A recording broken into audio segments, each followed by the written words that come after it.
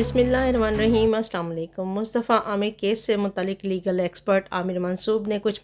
تفصیلات ہمارے ساتھ شیئر کی ہیں، آئیے دیکھتے ہیں۔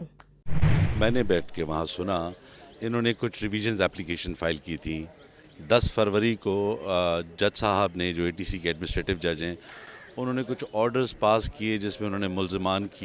ملزم کی کسٹڈی انویسٹیگیشن کے لیے رد کر دی دینے کے لیے، اور اس آرڈرز کی بنیاد پہ انہوں نے ریویژن فائل کی۔ 10 تاریخ کو جب اس بچے کو جیل کسٹڈی ہو گئی، اس کے بعد سوشل میڈیا کے تھرو پتہ لگا کہ وہ لاش جو ہے بچے کی وہ ہب سے کسی جلی ہوئی گاڑی میں برآمد ہوئی ہے۔ اگر جج صاحب کا عمل یہ نہ ہوتا کہ وہ 10 تاریخ کو اس کو جیل کسٹڈی نہ کرتے، تو یہ پروسیکیوشن کے لیے بڑا بہترین کیس ہوتا کہ اس ملزم کی نشاندہی پہ وہ لاش برآمد ہو جاتی۔ خیر، اس میں جو دوسرا ملزم گرفتار ہوا اس شراز کی نشاندہی پہ تو لاش برآمد ہو گئی ہے، لیکن اس ملزم کے خلاف جو کنیکٹڈ پیسز آف ایویڈنس ہیں، جو اگر آپ دیکھیں اغوا برائے تاوان کے کیس میں، وہ پہلا امپورٹنٹ پیس آف ایویڈنس ہے کہ اس مرحوم مصطفیٰ عامر کا جو موبائل فون ہے وہ اس کے گھر سے ریکور ہوا۔ دوسری چیز، اس بچے کے بلڈ سٹین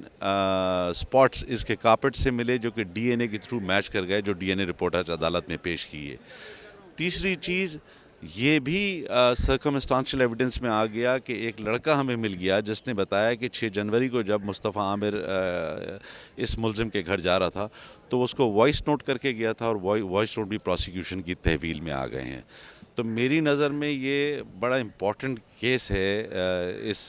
صدی کا، اور اس کے اندر پروسیکیوشن کے بعد بڑے کنیکٹڈ سرکمسٹانسز ہیں جس کے اندر اس ملزم کو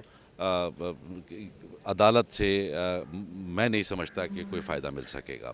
اب اس کی والدہ نے مجھ سے کانٹیکٹ ضرور کیا تھا کل، ارمغان کی، لیکن میں نے ان سے معذرت کی کہ میں اس مقدمے کی پیروی نہیں کر سکتا کیونکہ میں پروسیکیوشن کی مشاورت کر رہا ہوں۔ اور دوسری چیز میں نے جو ان سے سنا، انہوں نے کہا کہ جی میرا بیٹا جو ہے وہ ڈرگ ایڈکٹ ہے اور اس کو بائیپولر ایشوز ہیں، جس کی وجہ سے وہ اسکیزوفرینیا میں چلا جاتا ہے نشہ کرنے کے بعد۔ یہ بات انہوں نے وربل کہی ہے، پروسیکیوشن اس کا میڈیکل کرائے گی تو پتہ چلے گا۔ اور سو فار یہ ایڈمیٹڈ پوزیشن ہے کہ یہ ڈرگز کا کام بھی کرتا تھا اور یہ ڈرگز خود لیتا بھی تھا، تو یہ ڈرگ ایڈکٹ بھی ہے، یہ سپلائر بھی ہے۔ سو فار جو اس کے گھر سے وہاں پر جو ایکوپمنٹس ملے ہیں وہ ظاہر یہ کرتے ہیں، ابھی تو فورنسک کے لیے گئے ہوئے ہیں، کہ وہاں پر کوئی انلیگل بزنس تھا، جو جس کو FIA والوں کی لینگویج میں ڈبہ کہتے ہیں، کہ وہاں جو فورن نیشنل لوگ ہیں ان کے کریڈٹ کارڈ کے کوڈز لے کر یہ ان کے پیسے یہاں پاکستان ٹرانسفر کرتے ہیں، تو سارا اس کا انلیگل منی ہے، جس سے اس نے یہ بنگلہ، یہ گاڑیاں، یہ جو سوشل میڈیا پہ آ رہا ہے، یہ سارا انلیگل منی سے آیا ہے۔ پروسیکیوشن کیس کے اندر مقدمہ قتل کا اگر ہو تو موٹیو لازم ہے، اور اس کیس کا موٹیو تھا وہ لڑکی جو امریکہ جا چکی ہے۔ موٹیو تو پروسیکیوشن کو مل گیا، اس موٹیو کی بنیاد پہ اس نے اس کو اپنے گھر پہ تشدد کیا، جس سے اس کی بلیڈنگ ہوئی، سپاٹس ملے، اور اس کے بعد اس نے اور شراز نے اس ڈیڈ باڈی کو یا اس باڈی کو لے کر جا کے ہب کے علاقے میں پیٹرول ڈال کے جلا دیا۔ تو ناقابل شناخت لاش ہے، اس کی قبر کشائی ہو گئی ہے، اس کا DNA ہو رہا ہے یا ہو گیا ہوگا آج تک، اور وہ جمع ہو گیا ہوگا سیمپلز لے کے اس کی والدین کے۔ بات تو یہ ہے کہ پروسیکیوشن اس کیس میں کوئی بھی لوپ ہول چھوڑے گی نہیں۔ دوسری چیز، جیسے آپ نے کہا سوشل میڈیا پہ آ رہا ہے کہ اس کا سر نہیں تھا، ہاتھ نہیں تھے، پاؤں نہیں تھے، یہ غلط اسٹیٹمنٹ ہے۔ جو ڈیڈ باڈی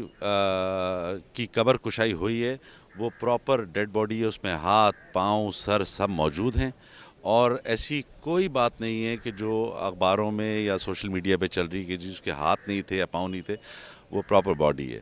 دوسری چیز، جہاں تک تاوان کا لنک ہے، جو لیپ ٹاپ فورنسک پہ گئے ہوئے ہیں، پروسیکیوشن کو شبہ یہ ہے کہ اس نے امریکن ID ان لیپ ٹاپ پہ انٹرنیٹ کے تھرو چلا کے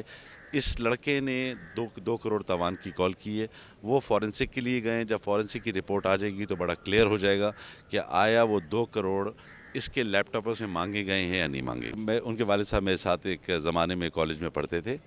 اور اس حد تک میں انہیں جانتا تھا کہ وہ میرے کالج کا ایک فیلو ہے۔ ان کا وکیل نعیم قریشی صاحب مجھے دکھے آج، جو آئی تھنک ان کی پیروی کر رہے ہیں مقدمے کی، اور ان کے بارے میں کیا کہوں، سوشل میڈیا سب پوچھ چکی ہے ان سے اور وہ بتا بھی چکے ہیں۔